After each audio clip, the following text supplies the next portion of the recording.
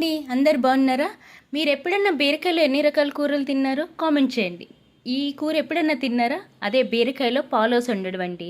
ఈ కూర ఎంత కమ్మగా ఉంటుందో, ఎంత టేస్ట్గా ఉంటుందో, తినేటప్పుడు అంత రుచిగా ఉంటుందండి. చాలా ఈజీగా తొందరగా అయిపోతుందండి. అసలు మీరు వండినట్టే అనిపించదు ఈ కూర, అంత తొందరగా అయిపోతుంది. ఏం లేదండి, తాలింపు వేసుకోవడం, ఉల్లిపాయలు, పచ్చిమిరకాయలు, కరివేపాకు ఇది కూడా వేసుకుని తాలింపు వేసేసుకోవడము. వేగిన తర్వాత కారము, పసుపు, ఉప్పు వేసుకోవడం అండి. వేసుకున్న తర్వాత మీరు కోసుకున్న బీరకాయలు వేసేసుకుని మగ్గబెట్టుకోవడం. ఈ మగ్గిన తర్వాత కొంచెం బాగా దగ్గరికి వచ్చి మగ్గిపోతాయి కదా, అప్పుడు ఒక గ్లాసుడు పాలు పోసుకుని కూర వండేసుకోవడమేనండి. దగ్గర పడేక అన్నంలో కలుపుకొని తినడమే. అంత టేస్ట్గా ఉంటుంది. అసలు మా చిన్నప్పుడు ఈ కూర వండేవారండి. అప్పుడు బీరకాయలు పెద్ద కుటుంబాలు ఉండే, బీరకాయ కూర వండితే సరిపోయేది కాదు.